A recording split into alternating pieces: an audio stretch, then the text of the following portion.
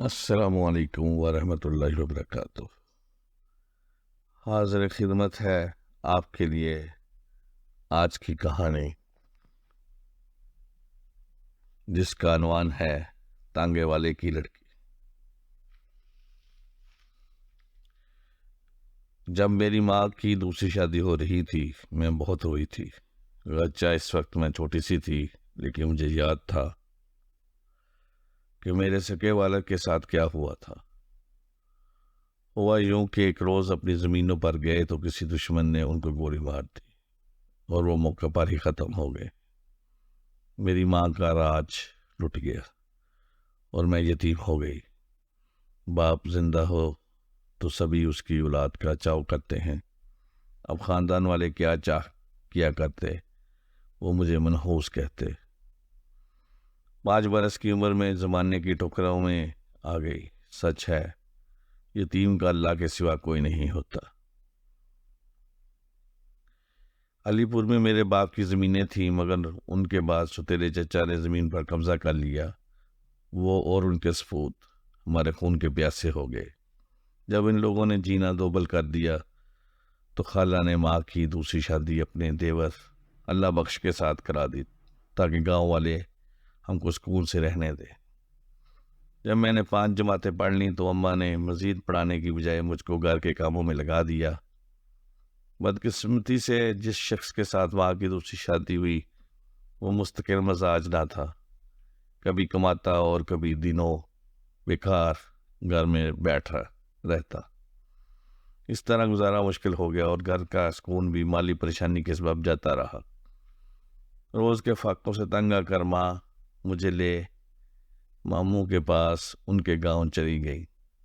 ان دنوں ان کی دوسری بیٹی، جس کا نام تو صاحب بی بی تھا، ماں پیار سے صبا بلاتی تھی، اسے بخشو ابا کے پاس ہی چھوڑ دیا کیونکہ یہ میرے ستیلے ابے کی بیٹی تھی۔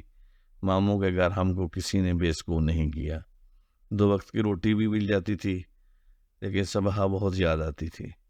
بخشو ابا کے گھر میں ہی اس کو سنبھالتی تھی۔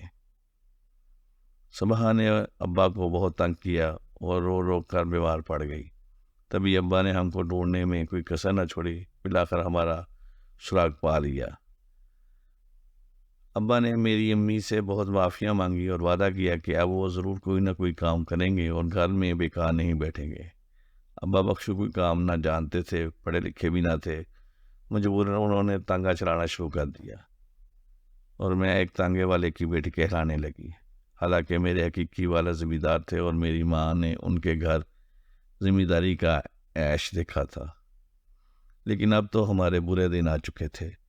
ایک دن صبح بہت رو رہی تھی۔ امی جان نے مجھے کہا، زارا تم ذرا اسے چپ کرا دو۔ میں نے بہلایا، ٹہلایا، جھلایا، مگر وہ کسی طرح چپ نہ ہوئی۔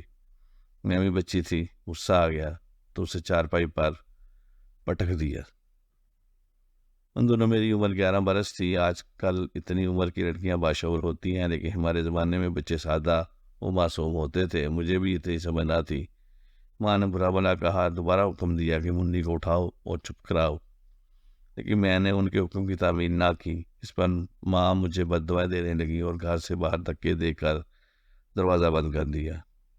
شام ہو رہی تھی، امی کو اتنا غصہ تھا کہ انہوں نے دروازہ نہ کھولا۔ مجھ کو کتوں سے ڈر لگتا تھا۔ بہت دستک دی مگر امی پر کوئی اثر نہ ہوا۔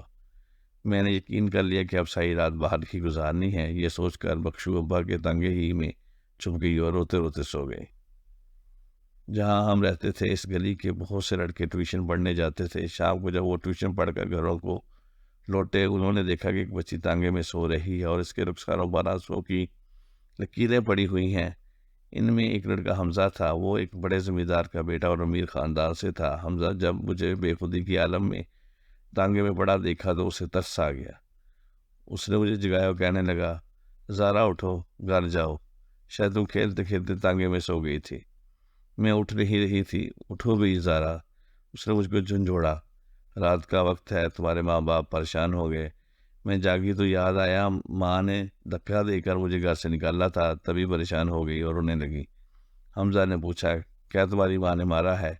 اچھا آؤ میرے گھر چلو، میری ماں تمہیں گھر میں چھوڑ آئیں گی۔ میں اپنے گھر جانے کی بجائے اس کے ساتھ چلی گئی، جہاں حمزہ کی ماں اور بہنوں نے دیکھتے ہی کہا، ارے یہ تو بخشو تانگے والے کی بیٹی ہے، بیچارے غریب لوگ ہیں، جانے کہاں سے یہ خانہ بدوشوں کی طرح آ گئے ہیں اور کیسے زندگی گزار رہے ہیں۔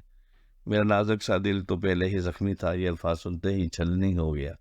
وہ مجھ سے طرح طرح کے سوالات کرنے لگے۔ میں نے اپنی سمجھ کے مطابق جواب دیے تو ان کے دلوں پر میری مظلومیت کا بہت اثر ہوا۔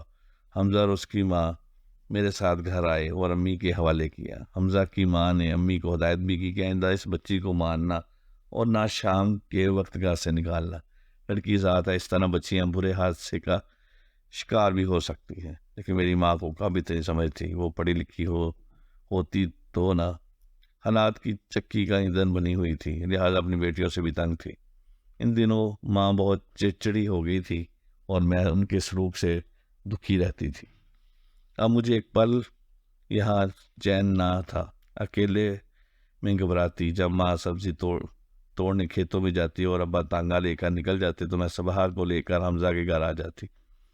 حمزہ کی بہنیں آمنہ اور آئمہ میرے بہت خیال رکھتی تھی اور حمزہ تو اس قدر پیار سے پیش آتا کہ میں خود کو کوئی شے سمجھنے لگی تھی۔ ان لوگوں کے گھر میں نہ صرف مجھے سکون ملتا بلکہ میری صحت بھی اچھی ہو گئی۔ مالکہ جان جو حمزہ کی امی تھی میرا بہت ساتھ دیتی تھی، مجھے کھانا کھلاتی اور منی کو نہلانے کپڑے بدلوانے تھی، اسے دودھ دیتی اور چارپائی سے جھولا باندھ کر سلا دیتی۔ انہوں نے مجھے گھر کا کام سلیقے سے کرنا اور کڑھائی سلائی سکھائی۔ میں ان کے ساتھ رہ کر بہت خوش تھی۔ میری زندگی ہی بدل گئی۔ پہلی بار احساس ہوا کہ مجھے کوئی چاہتا ہے، لیکن ہمیشہ کی طرح خوشیاں پھر مجھے دھوکہ دے گئی۔ ماں کو پتہ چلا کہ یہ لوگ میرا بہت خیال رکھتے ہیں اور میں ان کی محبت میں کھو گئی ہوں، تو وہ مجھے لے کر ماموں کے گاؤں سے، جہاں ہم اب رہ رہے تھے، اما بخشو والے شہر یعنی اپنے سسرالی گھر کو لوٹ آئی۔ یہاں واپس آنے کی وجہ یہ تھی کہ وہ مجھے منع کرتی تھی کہ میں حمزہ کے گھر نہ جایا کروں، ان کے گھر کے کھانا بھی نہ کھایا کروں، بلکہ اپنے گھر رہا کروں، مگر میں نہ مانتی کیونکہ اکیلے گھر میں رہنے کی وجہ سے میرا جی گھبراتا تھا۔ اماں جو ہی گھر سے نکلتی میں حمزہ کے یہاں چلی جاتی، ان کے آنے سے تھوڑی دیر پہلے لوٹ آتی۔ ابا مجھ کو منع نہیں کرتے تھے، کہتے تھے ٹھیک ہے ان لوگوں کے گھر جایا کرو، اکیلے رہنے سے انسانوں میں رہنا بہتر ہوتا ہے۔ اماں کا خیال تھا کہ یہ لوگ مجھے بہکا دیں گے تو میں کہیں کی نہ رہوں گی۔ وہ ان لوگوں کے احسان تلے دب کا جینا بھی پسند نہ کرتی تھی۔ محنت مزدوری بھی اسی لیے کرتی تھی کہ محنت مزدوری کرنا ان کی مجبوری تھی۔ ابا اتنا نہیں کماتے تھے کہ گزارا صحیح طرح سے ہوتا۔ جب میں امی کے ساتھ ابا بخشو کے ابائی گھر آ گئی تو میرا برا حال تھا۔ حمزہ اور اس کے گھر والوں کو یاد کرتی اور چپ چپ کر ہوتی۔ ایسے ہی 2 سال گزر گئے، لیکن ان لوگوں کی یاد میرے دل سے نہ نکل سکی۔ میری ماں میرے حال سے غافل نہ تھی، تاہم انہوں نے میری اداسی کا خاص نوٹس نہ لیا۔ ان کو تو اپنے کام کاج اور میری پرورش کی فکر تھی۔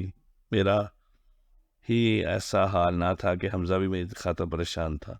وہ اس قدر دل برداشتہ ہوا کہ اپنی پڑھائی چھوڑ دی جب اس کے والد نے اسے ڈاکٹر بنانا چاہتے تھے۔ جب باپ نے دیکھا بیٹا پڑھائی سے غفلت برت رہا ہے تو ایک بڑے شہر پڑھنے بھیج دیا اور وہاں ہاسٹل میں داخل کرا دیا۔ حمزہ کا دل وہاں بھی نہ لگا، وہ ان دنوں FSC کر رہا تھا۔ ایک دن وہ اسی شہر آ گیا جہاں ہم رہتے تھے۔ یہاں اس نے ایک اسٹور پر ملازمت کر لی۔ یہ خبر ابا نے مجھے دی اور اس وقت امی گھر پر موجود نہ تھی۔ میں بہت خوش ہوئی اور کچھ نہ کچھ خریدنے کے بہانے اسٹور پر جانے لگی۔ ابا بھی اسٹور پر جاتے تھے۔ حمزہ ان سے اچھی طرح ملتا اور اپنی طرف سے کچھ اشیاء اور راشن وغیرہ دے دیا کرتے تھا۔ رقم بھی ان چیزوں کی اسٹور کے مالک کو خود ادا کر دیتا۔ ابا بخشو کی آمدنی کم تھی، چوری چھپے نشہ بھی کرنے لگے تھے۔ ان کو اور کیا چاہیے تھا؟ وہ میرے اسٹور پر جانے پر بالکل معترض نہ تھے، بلکہ اماں کو بھی نہ بتاتے کہ میں حمزہ سے ملتی ہوں اور باتیں کرتی ہوں۔ یہ بات کب تک چھپ سکتی تھی؟ اماں کو پتہ چلا تو انہوں نے طوفان اٹھا دیا۔ اسٹور کے مالک سے جا کر شکوہ کیا۔ اس نے حمزہ کو سمجھا بجھا کر اس کے گھر بھجوا دیا۔ وہ جب گھر گیا تو خود خوف زدہ اور غم زدہ تھا۔ بیٹے کو غم زدہ دیکھ کر باپ نے بجائے ڈانٹ ڈپٹ کے اس کی دل جوئی کی اور شرط رکھی کہ اگر وہ دل لگا کر پڑھے گا تو وہ اس کے لیے میرا رشتہ مانگ لیں گے۔ یہ بھی ان کی شرط تھی کہ وہ FSC میں اچھے نمبر لے گا۔ حمزہ نے وعدہ کر لیا، جی لگا کے محنت کی اور محنت بنا لیا۔ سچ کہتے ہیں محبت میں بڑی طاقت ہے، اس نے اس طاقت سے کام لیا اور شاندار رزلٹ دیا، تو اس کے والد اپنی شرط اور وعدے سے مجبور ہو گئے۔ وہ اپنی بیوی کے ہمراہ ہمارے گھر حمزہ کے لیے میرا رشتہ طلب کیا، حالانکہ فی زمان ایسا نہیں ہوتا۔ لوگ مجھے تانگے والے کی لڑکی کہتے تھے، جبکہ میرا حقیقی باپ تو زمیندار تھا، لیکن قسمت نے مجھے بے آسرا اور یتیم کر دیا تھا۔ بہرحال وہ بڑے لوگ تھے اور اچھے خاندان سے تھے، جبکہ میں ایک تانگے والے کی بیٹی کہلاتی تھی۔ ماں کو تو اس رشتے پر خوش ہونا چاہیے تھا، لیکن وہ میرے ستیلے چچا کے رویے اور ناانصافی سے ڈسی ہوئی تھی۔ ان کو زمیندار طبقے سے ہی خوف آتا تھا، لہذا خوش ہونے کی بجائے انہوں نے نفرت کا اظہار کیا اور حمزہ کے والدین کو رشتہ دینے سے انکار کر دیا۔ وہ لوگ افسردہ ہو کر چلے گئے، میں بھی روتی سسکتی رہ گئی، جانے میری ماں کے جی میں کیا تھا۔ شاید وہ میری شادی اپنے بھائی کے بیٹے سے کرنے کی آرزومند تھی، تاہم یہ لوگ شہر میں رہتے تھے اور ہمیں پوچھتے تک نہ تھے۔ کبھی کبھار اماں خود اپنے مغرور بھائی اور بھابھی سے ملنے چلی جاتی تھی۔ حمزہ کے والدین تو اس انکار پر خاموش ہو گئے، مگر حمزہ کا چین قرار لٹ گیا۔ اس کی اب بھی یہی آرزو تھی کہ کسی طرح میں اسے مل جاؤں۔ ایک دن وہ مجھ سے ملا اور کہا کہ تمہاری ماں نے تو انکار کر دیا ہے، وہ کسی طرح مانتی نہیں، کیوں نہ تم میرے ساتھ میرے گھر آ جاؤ، وہاں ہم شادی کر لیں گے۔ یہ سن کے میں خوف زدہ ہو گئی اور اسے جواب دیا، حمزہ بے شک میری ماں ظالم سہی، میں مگر اپنے غریب والدین کے چہرے پر یہ کلک نہیں مر سکتی کہ گھر سے بھاگ جاؤ۔ میں یہ کام نہیں کر سکتی، تم مجھے بھول جاؤ، میں تمہارے ابا کو منا لوں گا۔ اس نے کہا، ابا تو راضی ہے، لیکن ماں بھی کوئی ہستی ہے، میں ان کی بد دعائیں نہ لوں گی، اور تم جانتے ہو کہ یہ تانگے والا میرا ستیلا باپ ہے، میرے حقیقی والد تو فوت ہو چکے ہیں، میں ان کی روح کو تکلیف نہیں دینا چاہتی۔ میں ایسے کہتے ہوئے بہت رو رہی تھی۔ اس نے بڑی منتیں کی، وہ گاڑی لایا تھا جو سڑک کے پار کھڑی تھی، لیکن میں نہ مانی، جس کے باعث وہ بہت غمزدہ ہوا۔ وہ تو یہی چاہتا تھا کہ یہ اچھے خاندان کی بیٹی ہے، اچھے خاندان میں آ جائے، مگر میری حمیت نے گھر سے بھاگنے کو گوارا نہ کیا۔ میں اپنے غریب ماں باپ کی عزت کی خاطر اپنی زندگی کو داؤ پر لگا رہی تھی۔ وہ دور ہی ایسا تھا جب لڑکی اور لڑکا خاموشی سے اپنے بزرگوں کے فیصلوں کے سامنے سر جھکا دیا کرتے تھے، اور ان کو بھی اختیار حاصل نہیں تھا کہ وہ ان کے فیصلوں کے خلاف احتجاج کر سکے۔ حمزہ چلا گیا اور میری سکون بھی ساتھ لے گیا۔ اب مجھے کسی برقرار نہ تھا، روتی تھی مگر دھوئیں کا بہانہ کرتی تاکہ معذرت نہ چلے میں روئی ہو۔ ان دونوں اپنے جینے مرنے کا ہوش نہیں تھا۔ تبھی ایک دن ابا نے کہا، زارا تم بہت اداس رہتی ہو، ذرا ہاتھ ہو کر تیار ہو جاؤ، میں تم کو تمہارے ماموں کے گاؤں سیر کرانے لے جاؤں، وہاں تمہاری خالہ رہتی ہے، ان کی بچیوں سے ملو گی، ماموں کے گھر جاؤ گی تو خوش ہو جاؤ گی، اماں وہاں جانے سے منع کر دیں گی۔ میں نے جب جواب دیا، تم ان کو وہاں کا مت بتانا، قریب کے گاؤں میری بہن بھی رہتی ہے، اس کی بیٹی کی شادی ہے، میں کہوں گا کہ تم کو وہاں لیے جا رہا ہوں تو وہ منع نہیں کرے گی، بلکہ ان کو کچھ بتانا ہی نہیں، واپس آ کر بتا دیں گے۔ وہ کھیتوں میں کام کر رہی تھیں، ابھی نکل چلو، شام سے پہلے ہم لوٹ آئیں گے۔ میں ابھی اداسی سے تنگ، اپنے ماحول سے خفا تھی۔ ماں تو ان دنوں مجھے اپنے دشمن نظر آتی تھی۔ میں ابا کی باتوں میں آ گئی اور ماں کے جانے کے بعد منی کو پڑوس کو تھما کر ابا کے ہمراہ تانگے پر بیٹھ کر سیر کو چل دی۔ ابا مجھے شادی میں لے جانے کی بجائے کہیں اور لیں گے۔ یہ گاؤں تھا، بڑا سا پختہ مکان تھا، ارد گرد آبادی تھی، کسی کھاتے پیتے شخص کا ڈیرا تھا۔ اس کی بیوی اور 3 بیٹیاں تھیں، لیکن بیٹا نہیں تھا۔ وہ ہم لوگوں کو گھر میں لے گئے۔ اس کی بیوی نے اپنے شوہر کی ہدایت پر انہوں نے ہماری مہمان نوازی کی اور عمدہ کھانا کھلایا۔ ابا نے کہا، تم تھوڑی دیر یہاں رہو، میں ابھی آتا ہوں، پھر تمہارے ماموں کے گاؤں چلیں گے۔ اس کے جانے کے بعد مجھے پتہ چلا ابا مجھے اس آدمی کے ہاتھ بیچ کر چلا گیا ہے، تو مجھے یقین نہ آیا۔ اس گھر کی عورت بولی، میرا خاوند کہتا ہے گھر میں کام کاج کے لیے خریدا ہے، لیکن میں جانتی ہوں اس نے تم سے نکاح کرنے کے لیے تمہیں خریدا ہے، کیونکہ میری 3 بیٹیاں ہیں، بیٹا نہیں ہے۔ اس کی بیوی نے سچ کہا تھا، اس نے مجھ سے زبردستی نکاح کیا۔ میں بھی اب ماں کے پاس جانا نہیں چاہتی تھی، کیونکہ اس کی ضد کی خاطر مجھے یہ دن دیکھنا پڑا تھا۔ جب مجھے پتہ چلا کہ ابا مجھے بیچ کر چلا گیا ہے تو میرے پاؤں تلے سے زمین نکل گئی، مگر اب رونے دھونے چیخنے چلانے کا وقت گزر چکا تھا۔